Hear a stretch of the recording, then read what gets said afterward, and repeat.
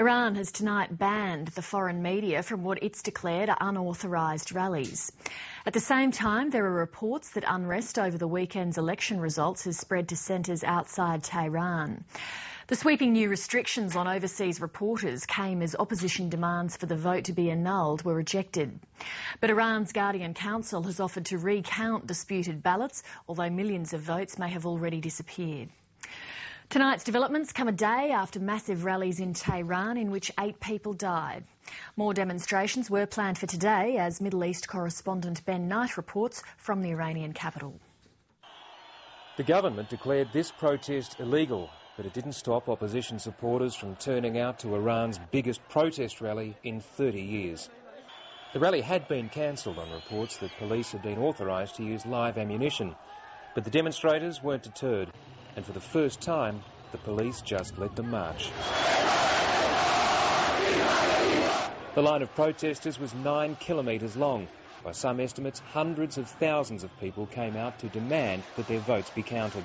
All of the people shout, "Where is my vote?" The man these people believe should have won, Mir Hossein Mousavi, made a brief appearance at the rally. Our people demand respect, their votes and their rights, he told the crowd. Riot police were on the streets, but the violence came from a right-wing militia group which fired into the crowd, killing 1 protester.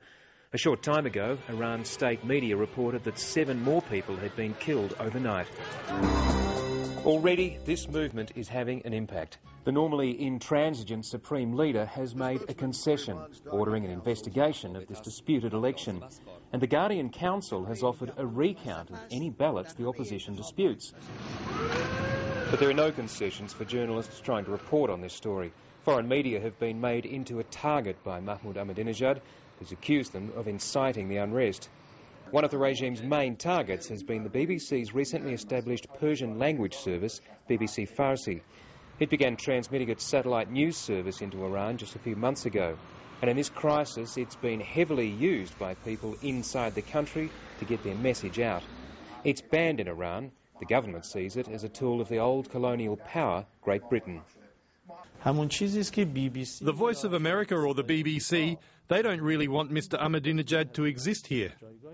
They want somebody else to replace him. But today, Mr. Ahmadinejad represents the national power and authority in the country. I wouldn't restrict media. If I was government, I would give license to private radio, private television in Iran. But I'm not the government.